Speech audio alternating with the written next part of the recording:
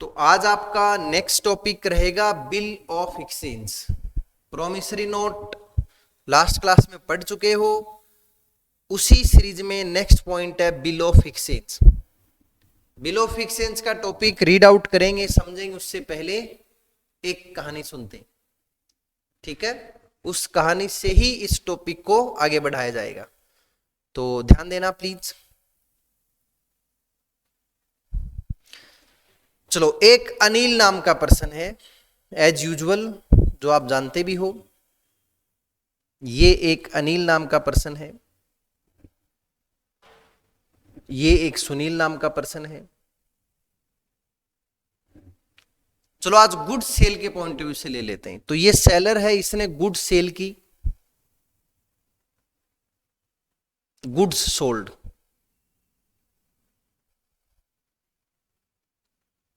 Of rupees 50,000। 50,000 rupees की goods Anil ने cell की हैं, तो ये सेलर हो गया।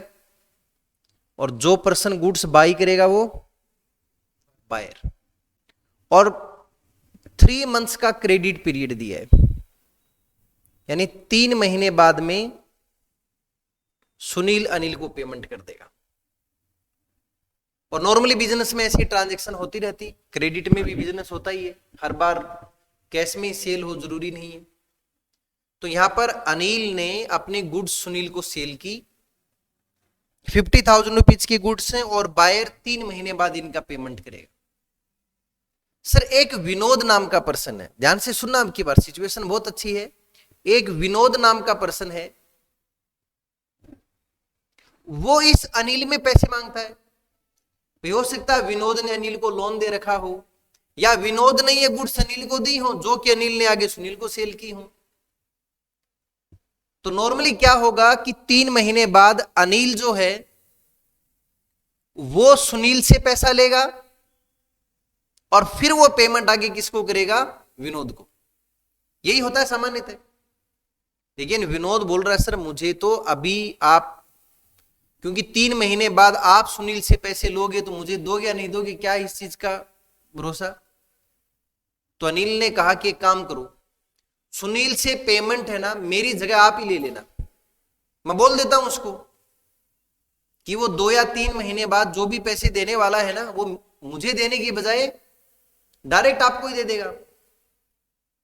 तो अनिल ने डायरेक्शंस दी,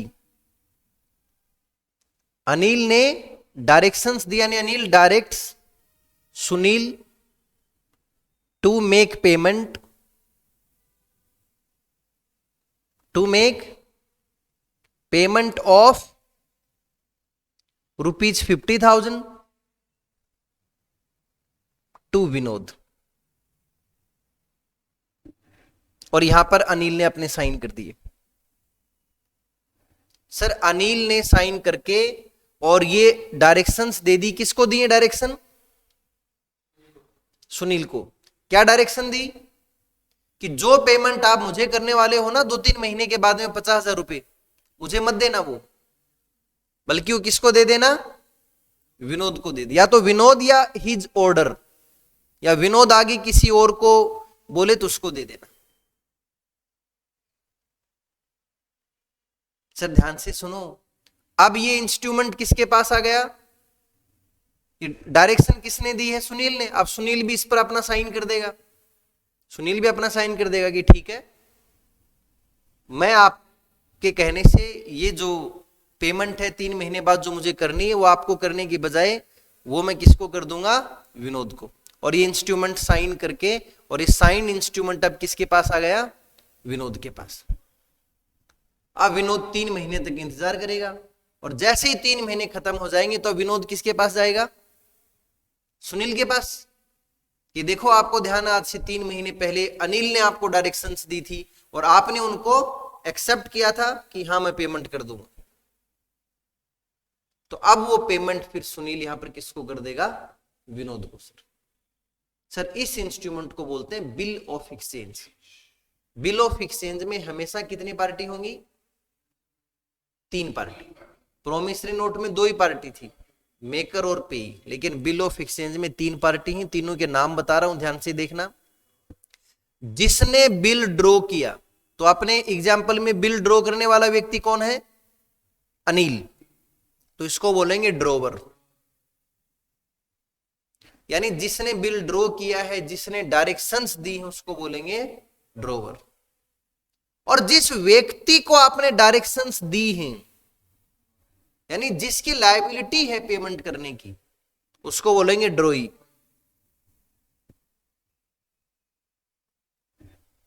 और सर जिस व्यक्ति को पेमेंट मिलेगी, जो पेमेंट लेगा, वो पेई कहलाएगा। तक से कोई टॉपिक समझ में आ रहा हो? तो बिल ऑफ एक्सचेंज में हमेशा याद रखना, बिल ऑफ एक्सचेंज में 3 पार्टी होती, ड्रॉवर, जिसने डायरेक्शंस दी वो ड्रॉवर, और जिसकी डायरेक्शन के अकॉर्डिंग जो व्यक्ति पेमेंट करेगा वो ड्रॉई, और जिसको पेमेंट होगा, जिसको बेनिफिट रिसीव होगा, उसको अपन बोलेंगे पे। और यहां पर भी याद रखना, ये इंस्ट्रूमेंट ऑर्डर इंस्ट्रूमेंट भी हो सकता है और बियरर इंस्ट्रूमेंट भी हो सकता है। अब यहां पर पेई कौन है? विनोद। अब देखो एक चीज हो सकता है, विनोद आगे किसी और को ट्रांसफर कर दे, जैसे कल मैंने आपको बताया था ना, प्रोमिसरी नोट एंडोर्समेंट हो सकता है, ऐसे बिल ऑफ एक्सचेंज भी आगे एंडोर्समेंट हो सकता है। जो भी लास्ट होल्डर होगा ना, उसका ये राइट है कि फिर वो ड्रॉई से अमाउंट ले सकता है। तो आइए बिल ऑफ एक्सचेंज की थ्योरी को गो थ्रू करते हैं प्लीज। तो अब bill of exchange is an instrument in writing, ठीक है सर, कोई प्रॉब्लम नहीं है, कंटेनिंग एन अनकंडीशनल ऑर्डर। देखो प्रोमिसरी नोट में क्या था? अनकंडीशनल प्रोमिस, लेकिन बिल ऑफ एक्सचेंज में एक अनकंडीशनल ऑर्डर होता है, डायरेक्शन होती है। ड्रॉवर ने ऑर्डर दिया है ड्रॉई को कि आप मेरे कहने से विनोद को पेमेंट कर दो, इसलिए बिल ऑफ एक्सचेंज एक ऑर्डर होता है, एक डायरेक्शन होता है, अनकंडीशनल डायरेक्शन होता है, साइंड बाय द मेकर, यानी ड्रॉवर। यहां पर चलो आप मेकर की जगह आप ड्रॉवर लिख सकते हो, इस पर ड्रॉवर साइन करेगा, जिसमें आपने एक सर्टेन पर्सन को डायरेक्शंस दी हैं, और वो सर्टेन पर्सन कौन है? यहां पर ड्रॉई। जिसको डायरेक्शन दोगे वो व्यक्ति कौन होगा? ड्रॉई होगा। टू पे certain some of money, amount हमेशा फिक्स होगी किसी पर्टिकुलर पर्सन को, या उसके ऑर्डर या बियरर इंस्ट्रूमेंट है तो उसके बियरर को, जो अमाउंट रिसीव करने वाला पर्सन है उसको पे कहेंगे। तो बिल ऑफ एक्सचेंज और प्रोमिसरी नोट में क्या क्या डिफरेंस हो गया? तो प्रोमिसरी नोट में एक तो 2 पार्टी होती है, जबकि बिल ऑफ एक्सचेंज में 3 पार्टी होती। प्रोमिसरी नोट एक प्रोमिस है, जिसकी लायबिलिटी है ना पेमेंट करने की, उसने खुद ने प्रोमिस किया है कि आई विल मेक पेमेंट, जबकि बिल ऑफ एक्सचेंज में ड्रॉवर डायरेक्शन देगा और फिर ड्रॉई पेमेंट करेगा। और सर तीसरा पर्सन जो पेई तो होगा ही होगा, जिस पर्सन को अमाउंट रिसीव होनी वो पेई होता है। ऑनलाइन स्टूडेंट यहां तक किसी को कोई प्रॉब्लम प्लीज?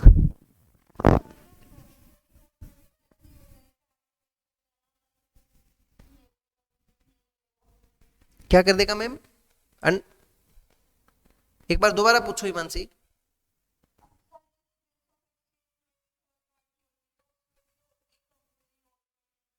उसमें थर्ड पार्टी क्या होता है? 2 ही तो होते हैं, एक मेकर और एक पेई।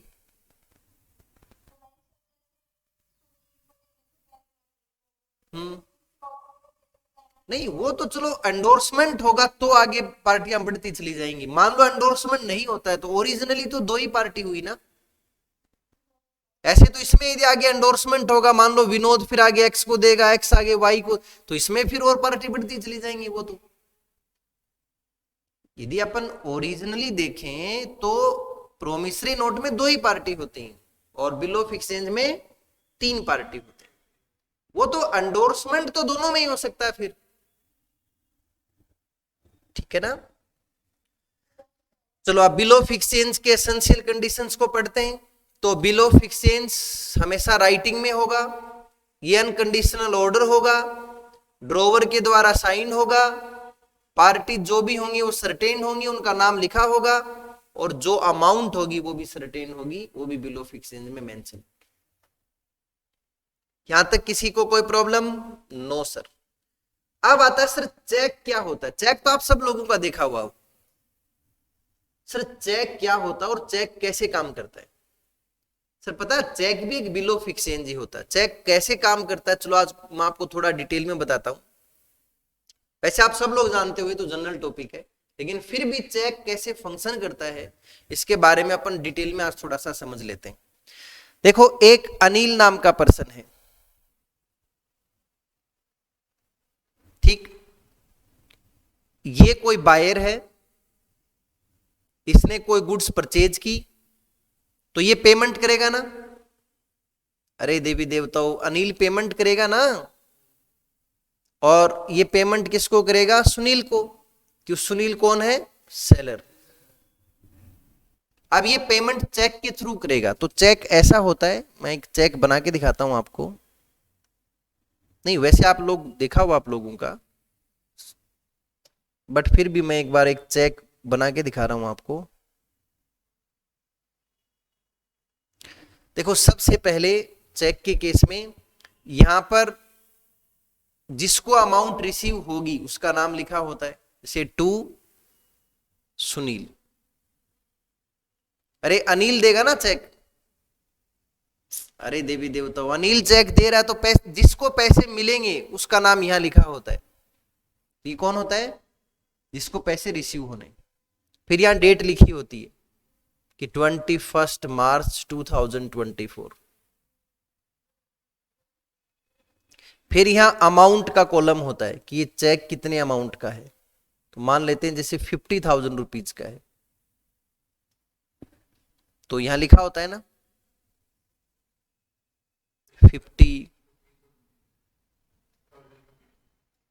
50,000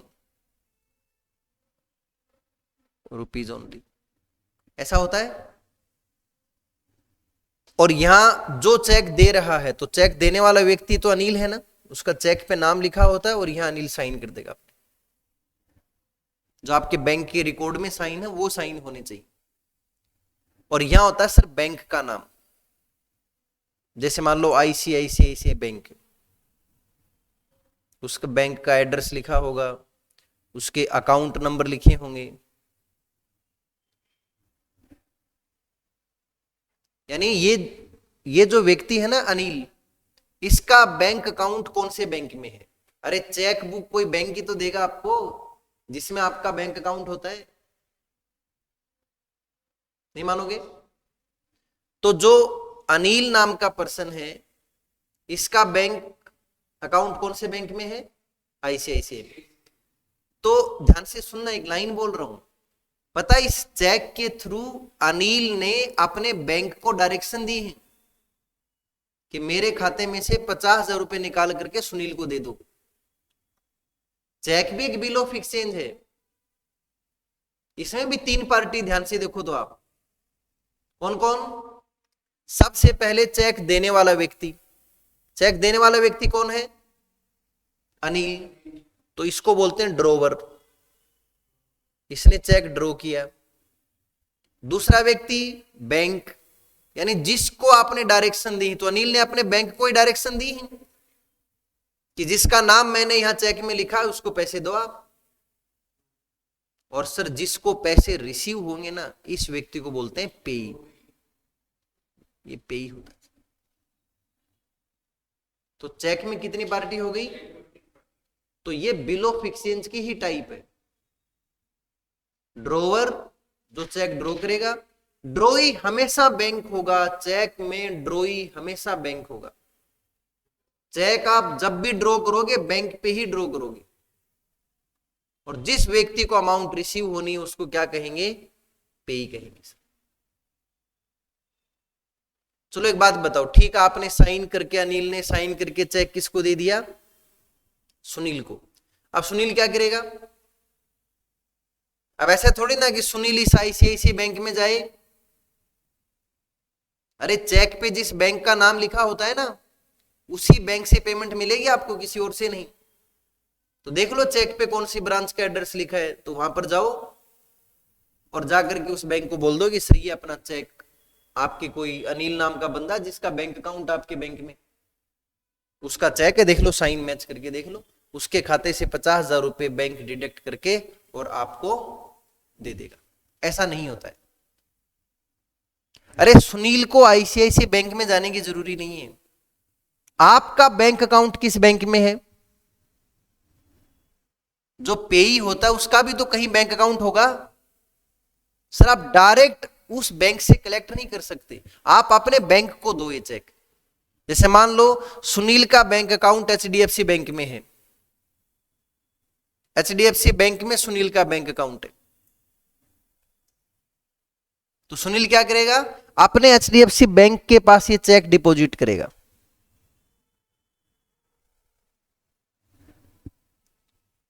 अब एचडीएफसी बैंक फिर इस चेक को लेकर के आईसीआईसीआई बैंक के पास जाएगा। फिर आईसीआईसीआई बैंक इस अनिल के खाते से 50,000 रुपए डिडक्ट करके और वो पैसा एचडीएफसी बैंक को दे देगा, और फिर एचडीएफसी बैंक वो पैसा सुनील को देगा। पैसा सुनील को ही मिलेगा उस चेक का, लेकिन सुनील डायरेक्ट ड्रॉवर के बैंक से नहीं ले सकता। चेक कलेक्ट होगा आपके बैंक के थ्रू होगा, बैंक टू बैंक ट्रांजैक्शन होगी, और इसी को बोलते हैं क्लियरिंग ऑफ चेक। और इसमें सर 3-4 दिन लग जाते हैं। आज आपको चेक मिला है, कल मान लो आप एचडीएफसी बैंक में जाओगे, वहां पर ये चेक जमा करा दोगे, फिर वो आईसीआईसीआई बैंक को भेजेंगे, फिर आईसीआईसीआई बैंक उसको कंफर्म करेगा, पैसे देगा। बीच में सैटरडे संडे आ गए तो अलग। तो नॉर्मली सर ये मान के चलो 2 से 3 दिन चेक क्लियर होने में लग जाते। और एक चीज और, कोई एचडीएफसी बैंक चल करके आईसीआईसीआई बैंक के पास जाएगा क्या? ये मान लो सर जैसे ही ये सुनील ये चेक एचडीएफसी बैंक को देगा ना, तो एचडीएफसी बैंक इसकी फोटो क्लिक कर लेगा, और एचडीएफसी बैंक और आईसीआईसीआई बैंक का एक व्हाट्सएप ग्रुप बना हुआ है। फॉर एग्जांपल समझा रहा हूं, एक सॉफ्टवेयर है इनका, बट समझाने के लिए मान लो एक व्हाट्सएप ग्रुप बना हुआ है, तो ये एचडीएफसी बैंक उस व्हाट्सएप ग्रुप पे फोटो भेज देगा कि देखो आपके बैंक का चेक है, तो आप पैसे निकाल के दे दो, और फिर आईसीआईसीआई बैंक उस चेक को कंफर्म करके और पैसे दे देगा। तो ये जो सॉफ्ट कॉपी होती है ना चेक की, इमेज जो होती है, इसको बोलते हैं ट्रंकेटेड कॉपी, यानी इलेक्ट्रॉनिक कॉपी ऑफ चेक। पहले वास्तव में फिजिकली ये cheque HDFC bank ICICI bank को देता था, तो क्लियरिंग में 8 से 10 दिन लग जाते थे। अब आरबीआई ने थोड़ा इजी कर दिया कि जब एक बैंक दूसरे बैंक को चेक देगा ना, तो आप ओनली एक तरह से उसकी सॉफ्ट कॉपी भेज दो, तो उससे जल्दी काम हो जाएगा, तो चेक जल्दी क्लियर हो जाता है। तो आइए आपको चेक की पहले डेफिनेशन पढ़ा देता हूं, फिर कुछ, हाँ एक बात और याद रखना, सुनो तो सही। Promissory note, bill of exchange, उसके केस में क्या टाइम पीरियड मेंशन होता है कि मैं आपको 2 महीने बाद इतने पैसे दूंगा, 3 महीने बाद। चेक हमेशा ऑन डिमांड पेबल है। सर अनिल ने आज ये चेक साइन करके सुनील को दे दिया ना, अब सुनील चाहे तो आज का आज एचडीएफसी बैंक में जा सकता है, कल चला जाए, परसों चला जाए। एक बार आपको चेक दे दिया ना, तो वो ऑन डिमांड पेबल है, जब चाहो तब आप उस चेक की पेमेंट ले सकते हो। इसमें ऑन डिमांड पेबल इंस्ट्रूमेंट में ग्रेस पीरियड नहीं होता। तो आइए चेक की डेफिनेशन को गो थ्रू करते हैं। तो cheque is a bill of exchange, cheque एक बिल ऑफ एक्सचेंज है जो हमेशा एक पर्टिकुलर बैंक पे ही ड्रॉ होगा। चेक हमेशा बैंक पे ड्रॉ होता है, यानी चेक में ड्रॉ ही हमेशा कौन होगा, बैंक होगा sir. Note expressed to be payable otherwise then on demand, on demand के अलावा चेक कभी भी टाइम बेसिस पे पेमेंट नहीं होगा, यानी ऑन डिमांड पर ही चेक पेबल होगा, ऑन डिमांड के अलावा चेक का पेमेंट मोड नहीं होता है। और चेक में जो चेक की ट्रंकेटेड चेक की जो कॉपी होती है ना, यानी जो इलेक्ट्रॉनिक फॉर्म, उसको भी चेक की डेफिनेशन में ही शामिल करेंगे सर। तो चेक बिल ऑफ एक्सचेंज की ही एक टाइप है। तो फिर एक बात बताओ आप, चेक और बिल ऑफ एक्सचेंज में डिफरेंस क्या है? तो एक पॉइंट याद रखना, आप जो उनका मेन डिफरेंस है वो बता रहा हूं। चेक में ड्रॉई हमेशा बैंक होगा, क्योंकि आप अपने बैंक को ही डायरेक्शन दोगे कि मैंने जिसका नाम चेक बनाया उसको आप पेमेंट कर देना। जबकि नॉर्मल बिल ऑफ एक्सचेंज में ड्रॉई कोई भी पर्सन हो सकता है। इसलिए ये जो बॉक्स लिखा हुआ इसको अच्छी तरह से लर्न करना कि every cheque is a bill of exchange. जो भी चेक है वो बिल ऑफ एक्सचेंज है। Every cheque is a bill of exchange, but every bill of exchange is not cheque. हर बिल ऑफ एक्सचेंज चेक नहीं होता, क्योंकि हर बिल ऑफ एक्सचेंज में जरूरी नहीं कि ड्रॉई हमेशा बैंक हो, लेकिन हर चेक एक बिल ऑफ एक्सचेंज होगा। आइए पढ़ते हैं कि बिल ऑफ एक्सचेंज के क्या क्या एसेंशियल एलिमेंट्स हैं। एक तो चेक, चेक के एसेंशियल एलिमेंट पढ़ रहे हैं, तो चेक बिल ऑफ एक्सचेंज की एक टाइप है। ये हमेशा बैंक पे ही ड्रॉ होगा, यानी यहां ड्रॉई हमेशा बैंक होगा। ये हमेशा पेबल ऑन डिमांड होगा। हाँ सर, जनरली चेक 3 महीने तक ही वैलिड होता है। जो चेक पे डेट लिखी होती है ना, तो वहां से 3 महीने के अंदर अंदर आप कभी भी पैसे ले सकते हो। तो चेक की वैलिडिटी चेक की डेट से 3 महीने तक ही होती है। बाद में तो फिर वो चेक कैंसिल हो जाता है, फिर तो वो चेक नहीं बचता, एक पीस ऑफ पेपर है। तो जिस डेट का आपको चेक मिला है उसके 3 महीने के अंदर अंदर ही आपको यदि पेमेंट लेना है तो आप पेमेंट ले सकते हैं। और लास्ट पॉइंट है सर, चेक पे कोई स्टाम्प ड्यूटी भी नहीं लगती। नॉर्मली प्रोमिसरी नोट और बिल ऑफ एक्सचेंज के केस में आपको बताया था ना, एक छोटी स्टाम्प टिकट चिपका करके फिर साइन करते। चेक के केस में कोई स्टाम्प ड्यूटी पेबल नहीं है सर। कुछ इंपॉर्टेंट डेफिनेशंस हैं, बट पता नहीं मुझे ऐसा क्यों लग रहा है, क्या बोलोगे सर ये हमें समझ में आ गई पहले ही। सर ड्रॉवर और ड्रॉई कौन होते हैं? देखो, ड्रॉवर और ड्रॉई ये बात प्रोमिसरी नोट में तो होंगी नहीं। ड्रॉवर और ड्रॉई ये बातें बिल ऑफ एक्सचेंज में आती। तो बताया है सर कि जो बिल ऑफ एक्सचेंज का मेकर है ना, या जो चेक का मेकर है, उसको बोलते हैं ड्रॉवर। और जिस पर्सन को आपने इस इंस्ट्रूमेंट के थ्रू डायरेक्शन दी है, ऑर्डर दिया है पेमेंट करने के लिए, उसको बोलते हैं ड्रॉई। सिंपल वर्ड्स में कहें तो ड्रॉवर वो पर्सन है जो बिल ऑफ एक्सचेंज या चेक को ड्रॉ करता है, जबकि ड्रॉई एक वो पर्सन है जो कि पेमेंट करता है। पेई कौन होता है? तो वो पेई तीनों में ही होगा, चाहे चेक हो, चाहे बिल ऑफ एक्सचेंज हो, चाहे प्रोमिसरी नोट हो। ये तीनों में कॉमन टर्म है। तो the person named in the instrument, जिसका इंस्ट्रूमेंट में नाम लिखा है और जिसको अमाउंट रिसीव होगी, जिसको उस इंस्ट्रूमेंट की अमाउंट रिसीव होने वाली है टू बी पेड, तो उस व्यक्ति को हम किस नाम से जानेंगे? पेई के नाम से जानेंगे। ऑनलाइन स्टूडेंट, यहां तक किसी को कोई प्रॉब्लम प्लीज? ठीक है। अब आता है सर ड्यू डेट कैसे कैलकुलेट करते हैं, क्योंकि आपको ध्यान होगा ड्यू डेट भी कैलकुलेट करना जरूरी है। तो जो भी instrument otherwise then on demand, यानी अदर देन डिमांड पेबल होगा, जिस भी इंस्ट्रूमेंट में अदर देन डिमांड पेबल है उसमें 3 दिन ग्रेस पीरियड ऐड करने, यानी जो भी उसकी मैच्योरिटी डेट है उसमें 3 दिन का आपको ग्रेस पीरियड ऐड करना है। फिर दोबारा सुन लो, जो इंस्ट्रूमेंट ऑन डिमांड पेबल होते हैं ना, वहां ग्रेस पीरियड नहीं होता। जो instrument other than on demand payable है, यानी जिनमें 1 मंथ 2 मंथ या 30 डेज 60 डेज ऐसा टाइम लिखा हो, कितने टाइम के बाद में इस इंस्ट्रूमेंट का पेमेंट होगा, वहीं पर ग्रेस पीरियड मिलता है। ऑन डिमांड में ग्रेस पीरियड, इसलिए जो फॉलोइंग इंस्ट्रूमेंट है ना, ये जो लिस्ट बना रखी है, इन इंस्ट्रूमेंट में कभी ग्रेस पीरियड नहीं होता। चेक में कभी ग्रेस पीरियड नहीं होगा, या ऐसा कोई बिल या प्रोमिसरी नोट जो ऑन डिमांड पेबल हो, ग्रेस पीरियड नहीं होगा। या ऐसा कोई इंस्ट्रूमेंट जिसपे कोई टाइम मेंशन ही नहीं है, तो वो भी ऑन डिमांड ही पेबल हुआ, तो वहां भी ग्रेस पीरियड नहीं होगा। तो जहां पर ऑन डिमांड पेमेंट हो वहां ग्रेस पीरियड नहीं होता। ग्रेस पीरियड उन्हीं इंस्ट्रूमेंट में होता है जिस इंस्ट्रूमेंट में पेमेंट के लिए कोई ना कोई टाइम लिमिट मेंशन, कि 2 महीने बाद पेमेंट होगा, या 3 महीने बाद पेमेंट होगा, या 30 डेज के बाद में पेमेंट होगा, वहीं पर ग्रेस पीरियड होता है। तो ग्रेस पीरियड कहां कहां होता है?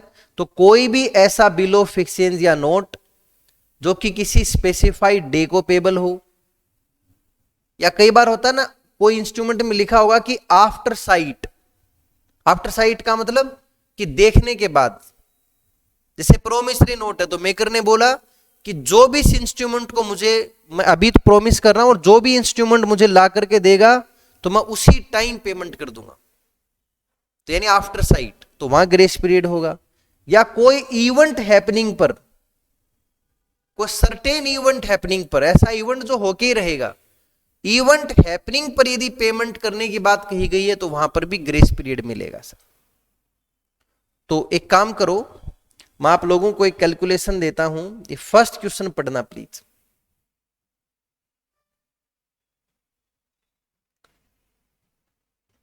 फर्स्ट क्वेश्चन, इसमें 2016 को लास्ट में 2020 कर लेना है, थोड़ी टाइपिंग मिस्टेक है।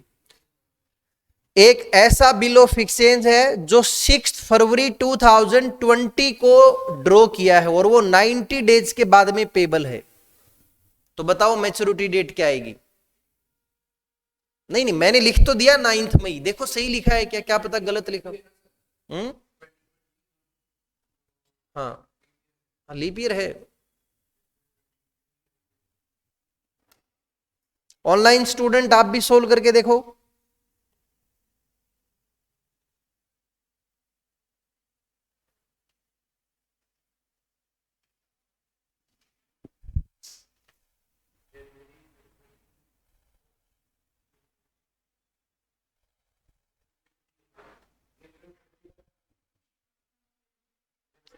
ऐसे कर लो, आप करना आता ये।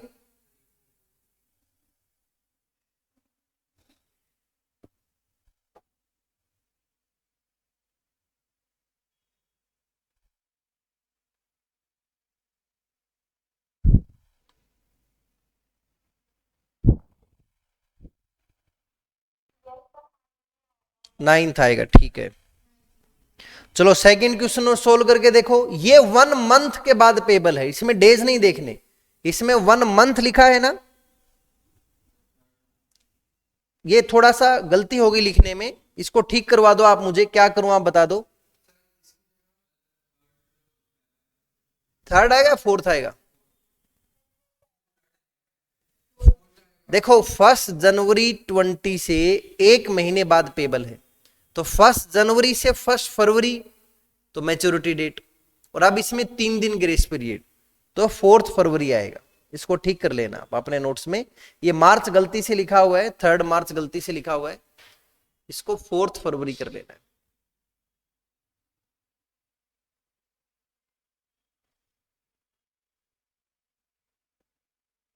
और याद रखना सर, यदि जो ड्यू डेट है वो कोई संडे को हो जाए, यानी हॉलीडे वाले दिन हो जाए ना, तो उससे पहले वाला दिन आपके लिए ड्यू डेट हो जाता है।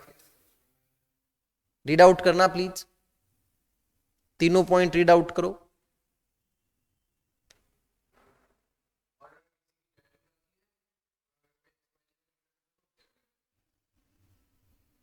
सडनली हॉलीडे आ जाए तो नेक्स्ट डे, पहले से फिक्स हॉलीडे हो तो पहले। अब दो छोटी छोटी डेफिनेशनों ने, इनलैंड इंस्ट्रूमेंट क्या होता है?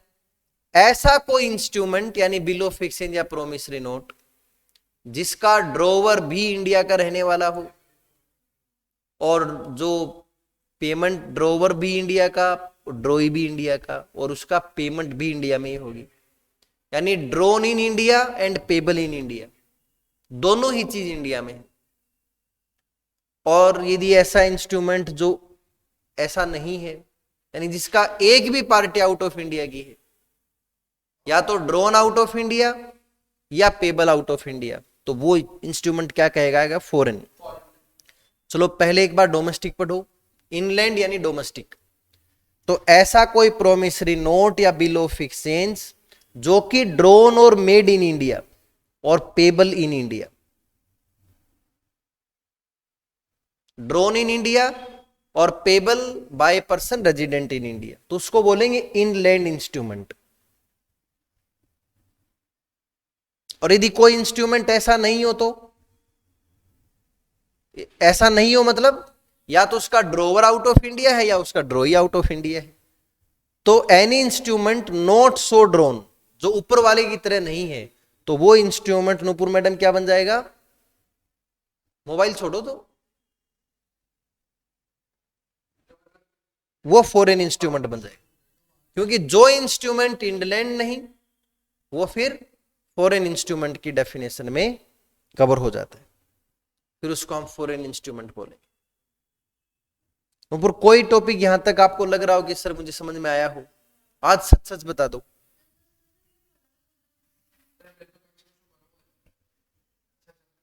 अच्छा चैप्टर है,